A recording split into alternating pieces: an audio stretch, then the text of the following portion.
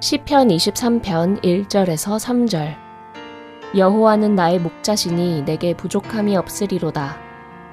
그가 나를 푸른 풀밭에 누이시며 쉴 만한 물가로 인도하시는도다. 내 영혼을 소생시키시고 자기 이름을 위하여 의의 길로 인도하시는도다.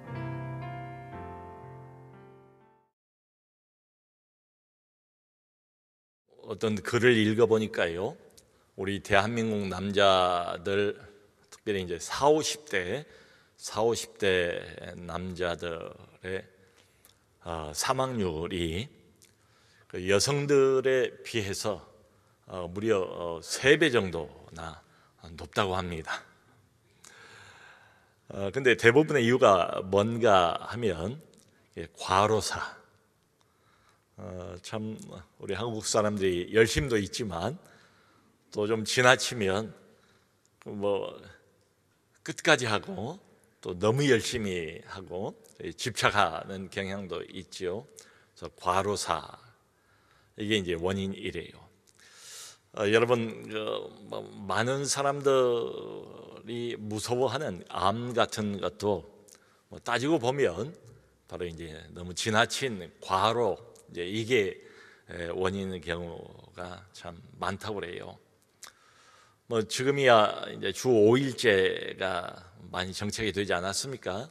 그래서 아마 예전에 비하면 그래도 좀 여유를 갖고 쉴만하지 않은가, 이런 생각을 할 수도 있지요.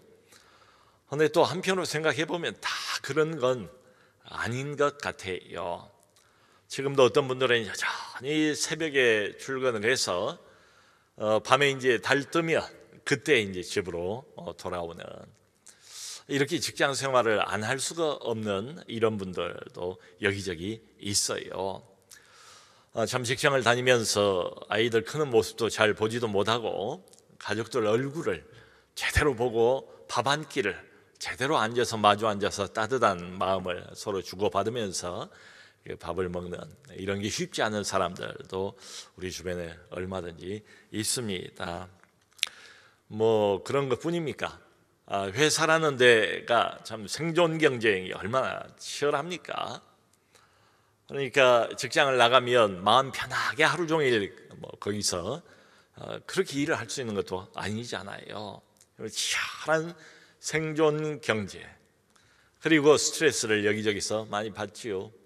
위로는 상사의 눈치를 봐야 되고, 또 요즘에는 부하 직원의 눈치도 많이 봐야 되고, 그리고 나서 이제 지친 몸을 끌고 그런 몸과 마음을 가지고 집으로 돌아가면 이번엔 집 안에서 이제 아내의 눈치를 또 봐야 되고, 참 이러다 보니까 밖에 나가서 고생하는 우리 대한민국의 이 남성들이 마음을 붙일 데가 없지 않은가, 쉴 데가 없다, 이런 하소연들을 합니다. 자, 그렇다면 우리 여성분들은 이보다 형편이 더 나은가? 또 그런 것 같지는 않아요. 이분들의 마음속을 열고 진솔한 고백을 들어보면 사정이 비슷해요. 그러니까 평생을 가족을 위해서 얼마나 많은 봉사를 합니까? 자식들, 아이들 모든 걸 다 챙기는 것도 엄마의 몫이고, 또 남편 뒷바라지를 하기 위해서 참 가진 수고를 아끼지 않는 것도 여성이고 또 주부의 몫이고 그렇습니다. 그러다가 정신없이 그렇게 가족을 위해서 헌신하고 봉사를 하다가 50대에 들어서면 또 많은 여성들은 갱년기라는 걸 겪지요.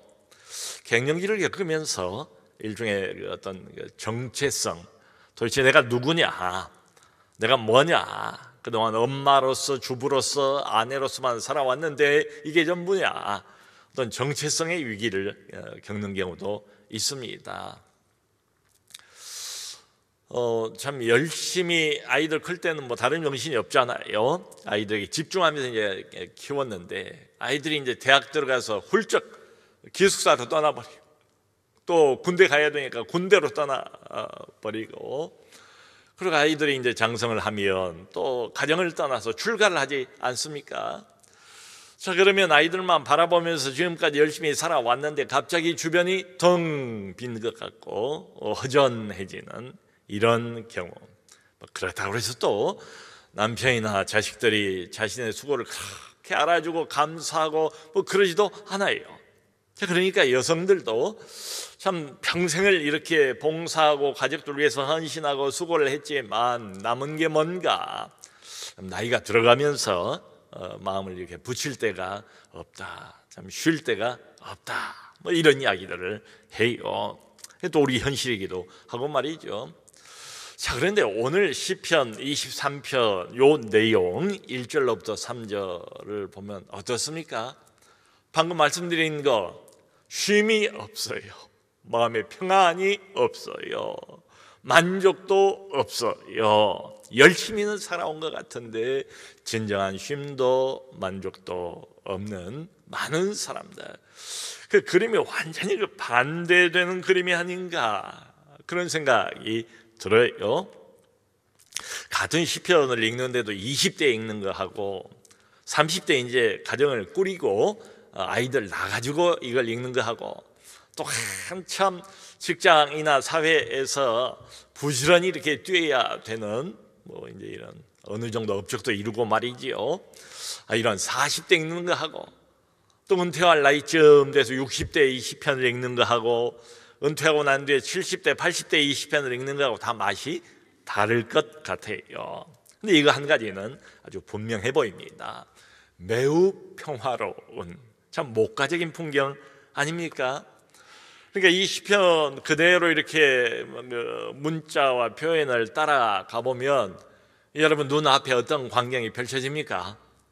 푸른 풀밭 이렇게 널려 있고 또 그 사이로 잔잔한 시냇물이 졸졸졸 소리를 내면서 흘러가고 있는 평화로운 그런 광경, 그리고 그 풀밭 여기저기에 양떼들이 한가하게 누워있는 참으로 아름답고 참으로 평화로운 안식과 쉼, 그게 느껴지는 이런 광경이에요. 여러분 시편이 150편이나 됩니다. 상당히 많은 시편들 중에서도 가장 잘 알려진 시편 바로 이 시편이지요. 많은 사람들에 의해서 가장 애송이 되는 시편도 바로 시편 23편이죠. 아마 이 중에는 길지 않으니까 1절로부터 6절 전체를 다 암송하고 외우고 있는 분들도 분명히 계시리라 그런 생각을 합니다. 여러분 한마디로 시편 23편을 보면 여기 딱 두 존재랄까요? 이 시의 어떤 그 대상이 드러나지 않습니까? 처음부터 바로 양입니다. 그리고 또 하나는 목자입니다. 양과 목자의 아름다운 노래, 이렇게 불러봐도 전혀 무방할 것 같아요. 여러분, 근데 이 시를 지은 사람은 누군가 하면 그 유명한 다윗 아닙니까? 다윗은 그러니까 과거에 어렸을 때 소년 시절에 목동 아니었습니까? 목자 아니었습니까? 많은 양들을 돌보고 인도하고 양들을 먹이고 마시게 하고 또 사나운 짐승들로부터 양을 지키는 목자 역할까지를 많은 경험을 목자로서 가지고 있는 사람이 바로 다윗이죠. 자, 이렇게 보면 이 시편은 머리에서 나온 시가 아니다, 이론에서 나온 시가 아니다, 책상머리에서 나온 시가 아니다. 이건 다분히 다윗의 삶의 현장, 오랜 목자로서의 경험, 삶의 체험에서 자연스럽게 나온 체험적인 시다, 이렇게 보는 게 맞지요. 여러분 참 공교롭게도 성경을 보면 하나님과 우리와의 관계를 여러 표현들을 사용을 하잖아요. 남편과 아내라든가 부모와 자식이라든가 그 중에 빼놓지 않고 종종 등장하는 그 관계가 어떤 관계예요? 양과 목자와의 관계지요. 그러니까 우리 믿는 사람들, 크리스찬들, 하나님의 백성들과 하나님의 자녀들을 성경은 종종 뭐라고 부르는가, 어떻게 표현하는가 하면 바로 우리가 양이래요. 양. 그 유명한 이사야서 53장 6절 같은 경우는 그렇게 이사야가 말하지 않습니까? 우리는 다 뭐 같아요? 양 같아서, 우리는 다 양 같아서 바른 길 가지 않고 내가 가고 싶은 길로 가버렸다는 거예요. 우린 다 양과 같다 이렇게 표현을 해요. 근데 왜 이렇게 성경이 굳이 하나님의 백성을, 다른 동물도 많은데 양으로 종종 표현을 할까? 이유가 있어요. 양이라는 이 동물이 가지고 있는 어떤 특성들이 몇 가지가 있습니다. 그 특성 때문에 우리와 그 특성이 비슷하다는 거예요. 양과 같다는 거예요. 첫 번째 특성이 뭔가 하면은, 양이라는 이 동물은 방향 감각이 없어요. 이 다른 동물하고 굉장히 다릅니다.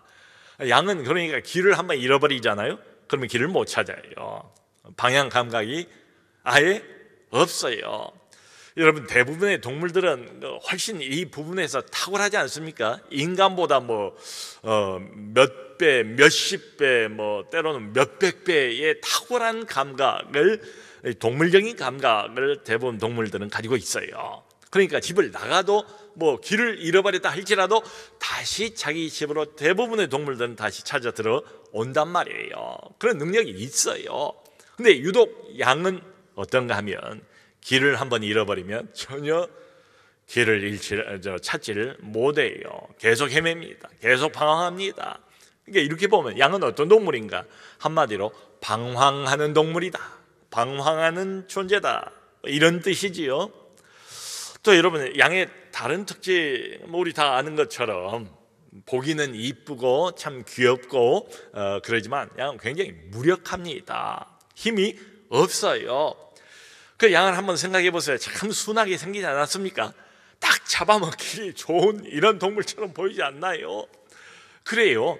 양은 무슨 자기를 보호할 만한 어떤 보호색, 그러니까 적이 이렇게 오거나 위험 순간이 되면 색깔을 탁 바꾸어서 나뭇잎과 비슷한 녹색으로 변하든지 이러잖아요. 카멜레온 같은 경우에는 그런 경우들이 많아요. 바다 생물들도 말이지요. 그런데 양은 무슨 보호색이 있는 것도 아니고, 또 사슴 같은, 노루 같은 사나운 동물이 자기를 잡아먹으려고 달려오면은 그 긴 다리로 훌쩍훌쩍 뛰어서 도망갈 수 있지 않습니까? 근데 양의 다리는 어떻습니까? 참 짜리몽땅하지 않습니까? 길지 않아요. 도망갈 수가 없어요. 재빠르게 피할 수가 없게 돼 있어요. 그리고 양이 무슨 무기가 있습니까? 다른 그 짐승 같은 경우에는 소나 아니면 염소라도 이게 뿔이 나 있어가지고 강한 뿔로 위험 순간에 처해 있을 때 그걸 받아치든지 이럴 수가 있을 텐데, 양은 그런 강한 뿔을 가지고 있는 것도 전혀 아니에요. 양은 아무것도 없어요. 그러니까 사나운 짐승이 와서 으앙 하고 잡아먹으면 곱게 그냥 잡아먹힐 수밖에 없는 게 이 양이라는 동물입니다. 굉장히 무력해요. 무기력해요. 또 하나, 양은 털이 색깔이 어떻습니까? 하얀색 아닙니까? 그러니까 흰 털을 가지고 있기 때문에 금방 더러워질 수가 있어요. 이렇게 하얀 털이 진흙탕에 빠지거나 더러운 것이 묻어서 오염이 돼버리면 이 더러운 오염을 자기가 스스로 제거할 수 있는 이런 능력도 전혀 없어요. 그러니까 이렇게 보면 양은 딱 결론이 이겁니다. 목자가 없이는 결코 생존할 수 없는 동물, 그게 양이에요. 그래서 성경이 자꾸 우리 예수 믿는 사람들, 하나님의 백성들, 하나님의 자녀들 얼마나 귀합니까? 근데 그 귀한 하나님의 자녀들 자꾸 양으로 비유를 하는 이유가 이겁니다. 양 자체만 놓고 보면 이런 특징들은 결코 좋아 보이는 장점들은 아니죠. 대단한 단점이죠. 근데 핵심은 뭔가 하면 이 양이라는 동물은 목자가 없이는 생존이 불가능하다. 그런 것처럼 똑같습니다. 하나님의 백성들, 하나님의 자녀들도 결코 스스로는 살아갈 수 없다. 영혼의 주인 되시는 하나님을 의지하지 않고는 생존이 불가능하다. 우리 영혼이 계속 살아서 생명력을 유지하기 위해서, 영적인 생명이 계속 유지되기 위해서는 반드시 선택사항이 아니지 않겠어요? 반드시 하나님이 필요하다. 목자 되신 하나님의 보호하심, 인도하심이 절대적으로 필요하다, 이 이야기입니다.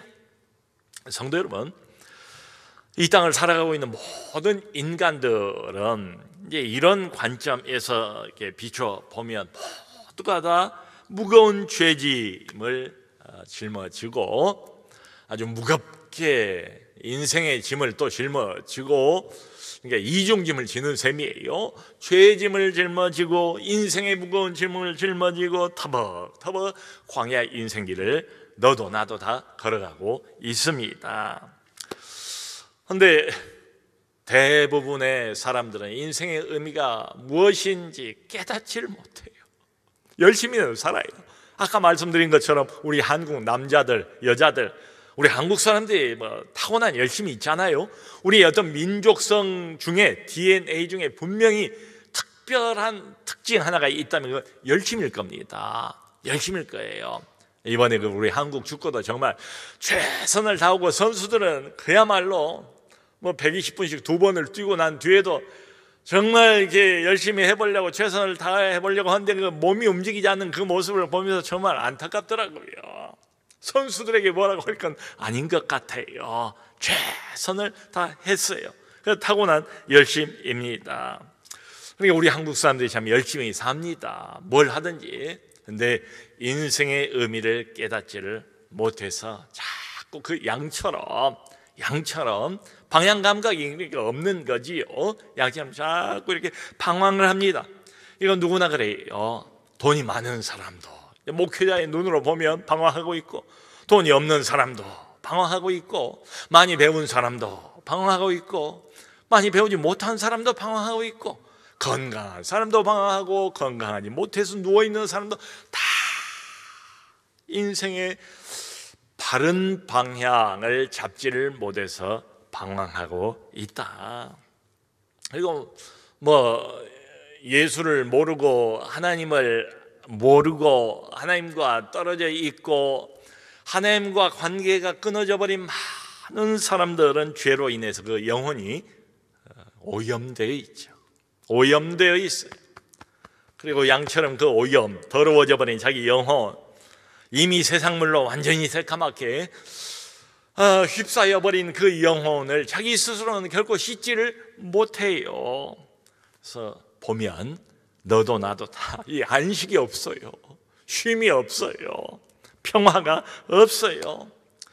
그러니까 뭔가를 향한 끝없는 갈급함은 다 있는 것 같아요. 목표가 있지요. 성취하고 싶고 이루고 싶은 뭔가가 있지 않겠습니까? 끝없이 시도를 해봅니다. 노력은 해봅니다. 그런데 결코 만족은 없어요. 수많은 지식들, 책을 좋아하는 사람들도 많잖아요. 새로운 지식들이 얼마나 홍수처럼 쏟아져 나옵니까? 수많은 지식을 추구하고, 수많은 사상들을 추구하고, 그래도 결국 성경이 말하는 이 진리를 발견하지는 못합니다. 대단한 권력을 얻기도 하고, 높은 명예, 그 자리에 올라가 보기도 하고, 이제 목회를 하다 보면 이런 분들도 가끔 만나요. 만나서 이렇게 대화를 해보면 제가 목회자로서 이런 결론은 그겁니다. 만족이 없다. 만족이 없다. 또 세상 쾌락을 추구를 해봅니다. 연휴가 나흘이잖아요. 이번에 보니까 또 인천 공항이 코로나 이전 수준으로 돌아갔대요. 이번 연휴에만 인천공항을 통해서 빠져나가는 사람이 몇십만이에요. 나쁜 건 아니지요. 여유가 있으면 여행도 다니고 즐기기도 하고. 근데 이게 조금 도를 넘어버리면 세상 쾌락을 계속 추구합니다. 마음이 허해서 그런 것 같아요. 진정한 만족이 없어서 그런 것 같아요. 그런 데서라도 좀 기쁨을 찾고 싶어서 자기를 거기다 그냥 방치하고 던져버리는 것처럼 그렇게 보여요. 세상 쾌락을 열심히 추구하는데도 진정한 기쁨은 없어요. 항상 그 자리에는 보면 더 짙은 허무 그리고 고통, 이게 남는 것처럼 보여요. 성도 여러분, 객관적으로 보면 뭐니 해도 항상 신문과 뉴스는 안 좋은 것만 이야기해요. 원래 뉴스는 그런 거예요. 부정적인 것만 소개를 하지요. 그런데 객관적으로 보면 우리나라가 어떻습니까? 물질적으로 그 어느 때보다도 가장 풍요로운 시대를 지금 살아가고 있는 것 아닙니까? 그런 차원에서 우리 모두는 다 복받은 사람들 아닙니까? 그런데 다른 면으로 보면 어때요? 어느 때보다도 가장 정신적인 질병이 많고 마약, 이거 남의 얘기가 아니에요. 우리 청소년들마저도 얼마나 그 마약의 위험을 느끼고 있습니까? 뭐 이런 시대를 또 우리가 동시에 살아가고 있잖아요. 그러니까 이렇게 보면 지금 이 사회의 그림을 한마디로 이렇게 줄이고 압축해서 딱 핵심이 뭔가 보면 이건 분명한 것 같아요. 너도 나도 만족함은 없다. 만족함은 없다. 그리고 얻었는데, 누리는데, 먹는데, 배가 부른데 이상하게 또 배가 고파요. 쾌락을 추구하고 즐기고 있는데 마음은 절망적이에요. 그러니까 만족함은 없고 뭔가 계속해서 먹고 얻고 누리고 써보고 해봐도 끝없는 어떤 부족감, 끝없는 어떤 궁핍의식, 궁핍의 느낌, 이런 것들을 대부분의 사람들이 가지고 있는 것 아닌가 그런 생각이 들어요. 자, 그러면서 이 시편을 이제 보자고요. 보면, 왜냐하면 지금 말씀드린 우리가 살아가고 있는 이 현대 현실, 우리가 매일마다 보고 듣고 느끼는 이 부족감, 궁핍감하고는 시편 전체가 보여주는 분위기가 전혀 상반되잖아요. 그 믿음의 사람, 하나님의 사람 다윗은 1절에 이렇게 고백을 하지 않습니까? 대번에 여호와는 나의 목자시니 내게 부족함이 없으리로다. 원문을 보면 나의 목자, 여호와는 나의 목자, 이게 제일 먼저 나와요. 요 문장 그대로입니다. 여호와는 나의 목자다. 그리고 결론은 뭔가? 내게 부족함이 없다. 성도 여러분, 참 이 1절 한 절 얼마나 위대한 신앙 고백입니까? 이렇게 말씀드릴 수 있어요. 모든 66권 성경의 다른 모든 구절들은 다 이 1절에 대한 주석에 불과하다. 각주에 불과하다. 우리의 신앙이 뭘까? 도대체 하나님과 우리와의 관계라는 게 뭘까? 이걸 한마디로 엑기스로 압축을 해놓으면 딱 1절 고백 아니겠어요? 여호와는 나의 목자이시니 내가 부족함이 없으리로다. 이 고백이지요. 참 위대한 고백입니다. 근데 이 고백을 드리는 이 시점이 언젠가 대부분 학자들은 어떻게 추정을 하는가 하면 이 시편이 보여주고 있는 분위기 그대로입니다. 다윗이 얼마나 과거에 어려웠습니까? 쫓겨다니는 세월만 해도 10년이 넘었잖아요. 근데 이 모든 이 어려움들이 다 사라지고 다윗 왕국이 평화를 얻게 되었을 때 이 시를 지었다는 거죠. 저도 그렇게 보여요. 그러니까 많은 어려움들 다 사라졌습니다. 이제는 평화가 왔습니다. 그러면 인간적인 그 차원에서 보면 사람이 좀 느슨해질 수도 있지 않겠어요? 뭐 어려울 때야 뭐 의지할 데가 없으니까 내가 손버릴 데가 어디 있어요? 다 원수로 내게서 등을 돌리고 이런 상황이라면 하나님밖에 의지할 데가 없지요. 그런데 지금은 이제 그 어려움이 다 사라지고 그야말로 나라의 왕권을 한 손에 걸어 주었단 말이지요. 그러면 사람이 나도 모르게 좀 느슨해질 수도 있는데요. 여기 1절 맨 첫 부분에 다윗은 그렇게 고백합니다. 여호와는 나의 목자시니. 이 현재형의 노래를 부르고 있어요. 이게 과거에 내가 어려울 때 하나님이 나의 목자셨다, 아니면 지금은 아니지만 앞으로 미래는 하나님께서 제발 나의 목자가 되어주시길 나는 희망한다, 이런 소리가 아니고요.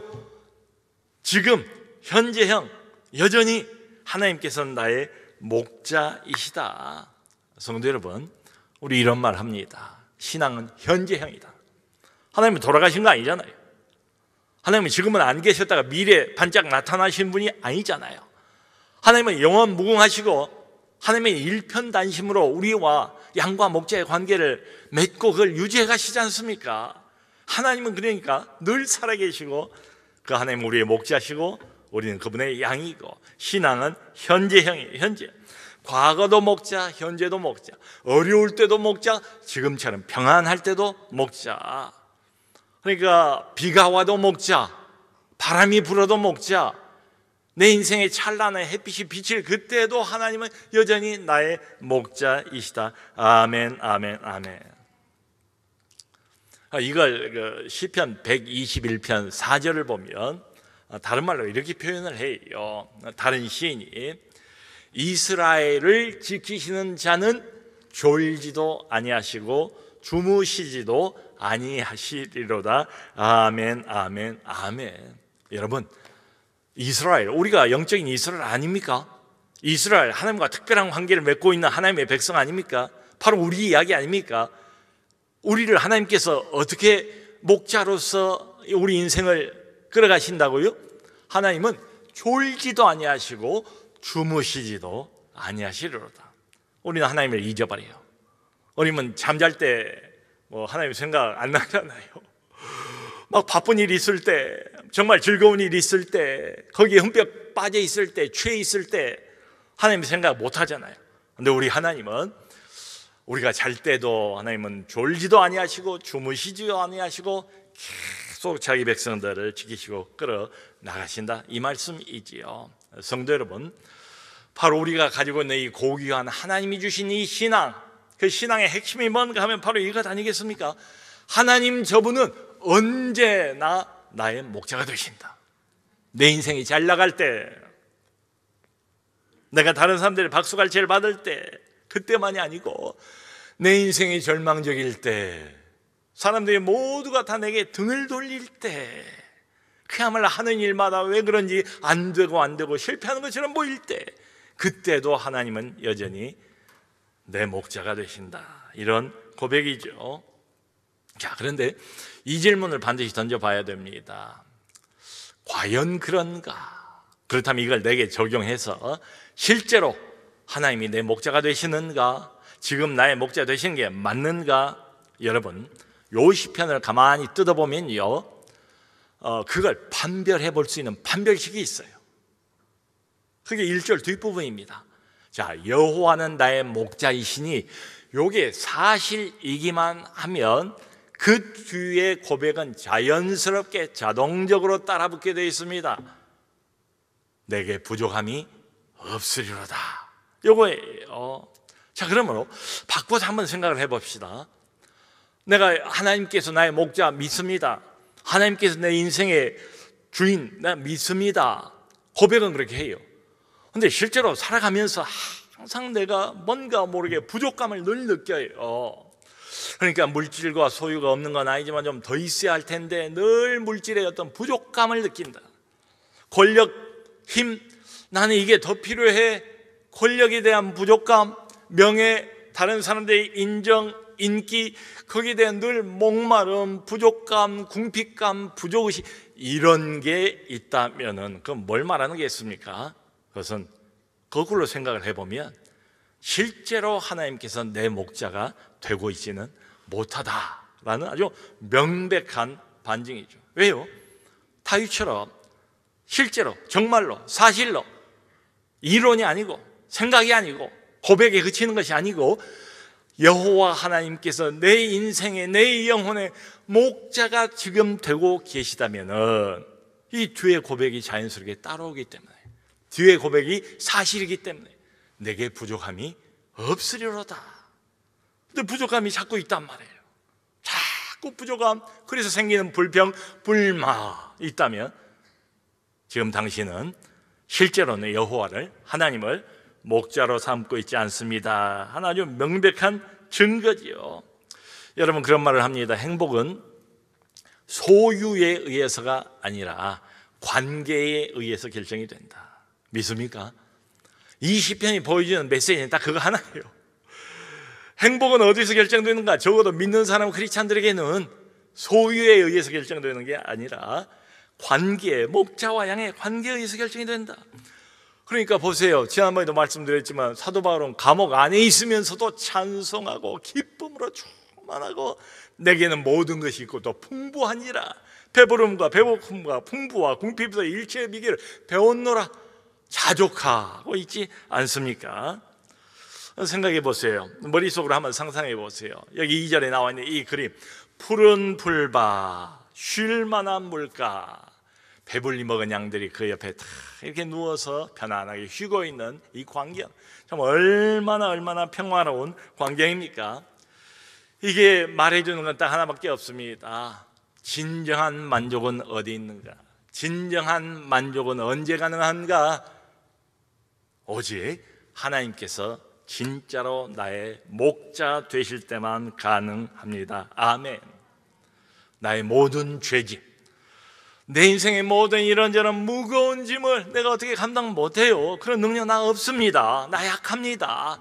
그냥 주님 앞에 다 털썩하고 다 풀어놓는 거예요. 내려놓고 주님 품 안에 안겨서, 마치 이 양이 한 마리가 목자 품에 안겨 있는 것처럼 주님 품 안에 안겨서 쉬는 거지요. 여러분, 여기 나와 있는 동사들 한번 보세요. 푸른 풀밭에 누이시며, 그리고 내 영혼을 소생시키시고, 그리고 의의 길로 인도하신다. 또 2절에서는 물가로 인도하신다. 누이시고 소생시키시고 인도하시는도다. 여러분, 이 동사의 주어가 뭡니까? 납니까? 내가 스스로 눕습니까? 내가 스스로 쉽니까? 내가 스스로 인도함을 받습니까? 내가 스스로를 소생시킵니까? 아니죠. 주어는 다 똑같아요. 하나님 한 분이 주어세요. 그러니까 이게 뭘 말하는 것이겠습니까? 내 인생의 주어, 내 인생의 주체자는 내가 아니다. 바로 목자이신 하나님이시다. 아멘, 아멘, 아멘. 아마 여러분들 이 안에도 이 간증을 할 사람들이 너무 많을 겁니다. 저도 그렇고요. 어떻게 예수를 만나셨어요? 예수 만나고 뭐가 달라졌습니까? 수많은 사람들이 그런 고백을 하지 않습니까?